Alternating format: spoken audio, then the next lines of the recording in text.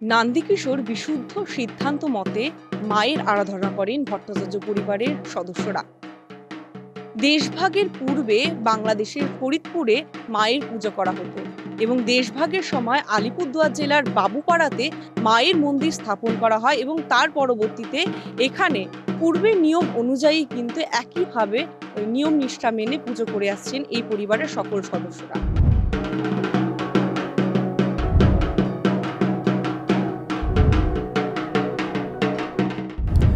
আট পুরুষ ধরে চলে আসা আলিপুরদুয়ার শহরের বাবুপাড়ার ভট্টাচার্য বাড়ির পুজো অনেকটাই আলাদা অন্য পুজোগুলির থেকে।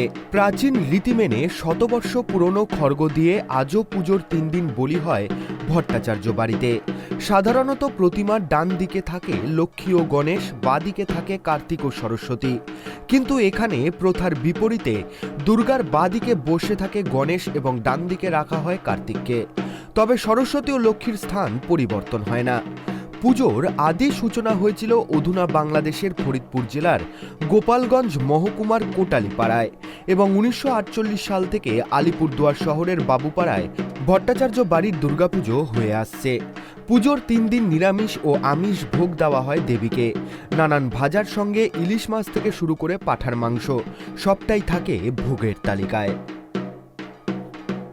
না, নিরামিষ না। আমাদের যে বিশুদ্ধ নান্দিকেশ্বর পুরাণ অনুযায়ী পুজো হয়, সেখানে যেভাবে বর্ণনা করা আছে দেবীর, যেইভাবে ভোগ সেইভাবেই আমরা আরাধনা করে আসছি।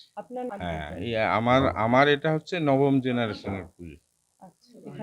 হ্যাঁ, না, সব নিয়ে আমি নবম পুরুষ আর কি, প্রথম থেকে শুরু করলে আর কি।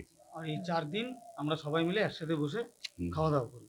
হ্যাঁ, এবং যৌথভাবে যা কিছু হয়, মানে এখন ব্যাপার কি হচ্ছে, আগে তো পরিবার না, আগে পরিবার একটাই ছিল, তো এখন বিবর্তনে কি হয়েছে, সব ভাগ হয়ে গেছে, সব আলাদা আলাদা খাওয়া দাওয়া থাকলেও পুজোর সময় সবাই একসাথেই সবকিছু করি, মানে জল খাওয়ার থেকে শুরু করে একেবারে রাতে খাওয়া আনন্দ সবাই একসাথে। আসলে এই পুজোটা অনেক বছরের পুরনো পূজা, সেই জন্য যেহেতু এখনো আমাদের এটা পারিবারিক পুজোই হয়ে আছে বনেদি বাড়ির, সেই জন্য আমরা চেষ্টা করি যে সমস্ত নিয়ম নিষ্ঠা মেনে পুজো করার আর কি। এবং সেটা আমরা এক নির্ধারিত সময় অনুযায়ী, যেরকম আমাদের নির্ঘণ্ট পড়ে পূজার, সেই রকম নির্ঘণ্ট অনুযায়ী আমরা পুজোটা করার চেষ্টা করি। তাতে যদি ভোগের সময় আমাদের 3 বার ঠাকুরকে খাওয়ানো হয়। একবার সকালবেলা বাল্যভোগ, তারপরে পুজোর মাঝখানে হচ্ছে দুপুরে একবার মাছ সহযোগে, মাংস সহযোগে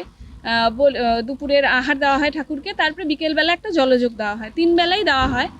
সেই জন্য এই যে পুজো নিয়ম নিষ্ঠা নির্ঘণ্ট যেরকম পড়ে, যেমন এই বছর পড়েছে প্রায় 2টোর থেকে হয়তো ভোগ রান্না, আমাদের বাল্যভোগ শুরু হবে রান্না 6:30টার মধ্যে শেষ করতে হবে। এবং বাড়ির যারা আমাদের মহিলারা আছি আমরা, তারা প্রত্যেকেই এই কাজে অংশগ্রহণ করে। কথিত রয়েছে এই মায়ের কাছে পরিষ্কার মনে যা মানত করা হয় তাই পাওয়া যায়। ফল পাওয়ার পর মায়ের কাছে কেউ পায়রা, কেউ পাঠা, আবার কেউ হাঁস নিয়ে আসেন।